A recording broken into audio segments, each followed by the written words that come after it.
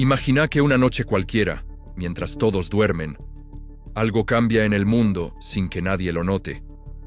No hay explosiones, no hay terremotos, no hay señales visibles.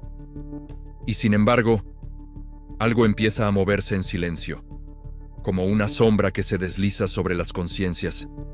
Un cambio lento, imperceptible, pero decisivo. No es un evento político, no es un conflicto internacional, no es una catástrofe natural. Es algo mucho más profundo. Una transformación en el corazón humano. Una predisposición colectiva a aceptar como verdad lo que jamás habría sido aceptado hace apenas unas décadas. Una disposición a llamar bien al mal y mal al bien. Y cuando eso ocurre, según la Sagrada Escritura, ya no estamos ante un simple cambio cultural, sino ante el comienzo de la gran confusión anunciada por Cristo y los profetas. La Biblia describe un tiempo previo a la venida del Señor, donde la humanidad perderá la capacidad de reconocer la verdad. No porque Dios se oculte, sino porque los corazones se irán apagando poco a poco. Jesús dijo que la caridad se enfriaría. San Pablo advirtió que muchos abandonarían la fe verdadera siguiendo enseñanzas agradables al oído. Los profetas anunciaron que llegaría un momento donde la oscuridad sería llamada luz, y las almas, confundidas, caminarían sin saberlo hacia el borde mismo del abismo espiritual. No hace falta mirar muy lejos para ver señales de eso. Hoy vivimos rodeados de ruido, distracciones, opiniones, filosofías contradictorias, espiritualidades sin compromiso, religiones a medida del consumidor, y una sociedad que dice creer en Dios, pero rechaza todo lo que exige conversión. Muchas personas creen que la mayor amenaza futura será tecnológica o militar. Pero la Escritura enseña que la verdadera amenaza será espiritual. Un engaño tan convincente que incluso los creyentes podrían ser arrastrados si no están firmes en la gracia de Dios. Ese engaño no será necesariamente un líder visible o un acontecimiento apocalíptico evidente. Podría ser algo mucho más sutil. Una forma de pensar.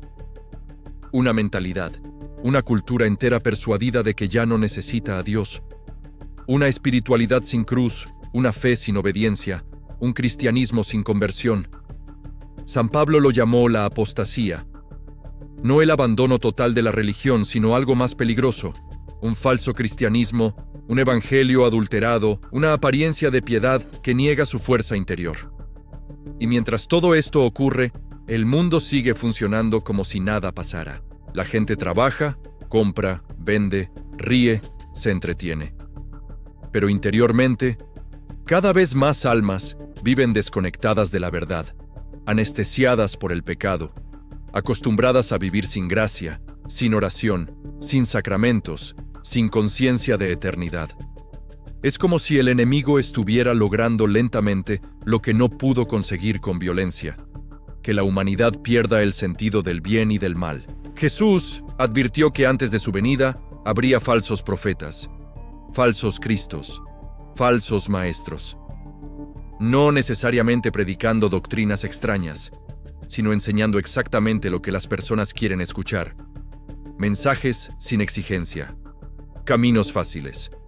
Salvación barata. Un evangelio sin arrepentimiento, sin lucha espiritual, sin renuncia. Y muchos lo preferirán porque será cómodo, porque será popular, porque no confrontará sus pecados. Pero la verdadera señal del fin no es el caos exterior, es la tibieza interior. El alma que ya no distingue entre pecado y virtud. El alma que deja de escuchar la voz de Dios. El alma que se acostumbra a vivir lejos de la gracia. Esa es la gran tragedia de nuestro tiempo. No que el mal avance, sino que los corazones se rindan antes de pelear. Que el silencio espiritual se vuelva normal. Que el pecado mortal deje de doler. Que la eternidad deje de importar. La Escritura enseña que, en ese clima de confusión, surgirá un último gran engaño. No necesariamente una figura política espectacular, sino una idea, una seducción, una mentalidad global que convencerá a muchos de que pueden salvarse sin Dios, que pueden definir la verdad por sí mismos, que pueden decidir qué es pecado y qué no lo es, que pueden vivir como si nunca fueran a rendir cuentas ante el Creador. Ese será el verdadero peligro, no el castigo externo, sino la destrucción interna. No la violencia visible, sino la corrupción espiritual. Y solo quienes vivan en estado de gracia podrán resistir.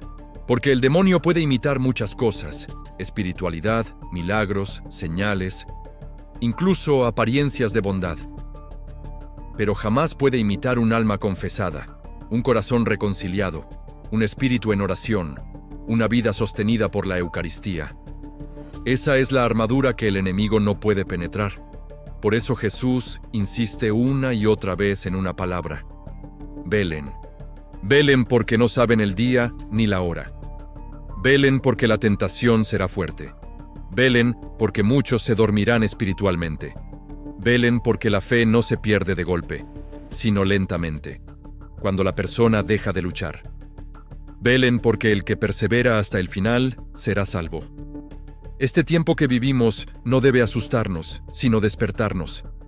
Dios no nos dio advertencias para paralizarnos, sino para prepararnos.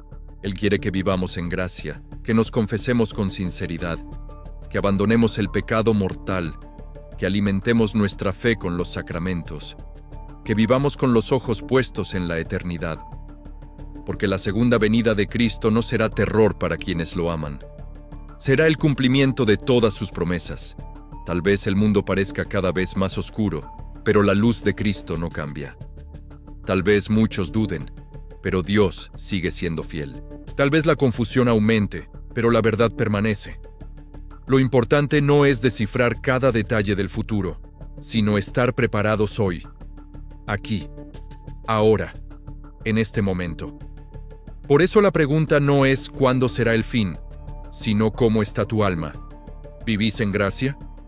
¿Vivís preparado para encontrarte con Cristo?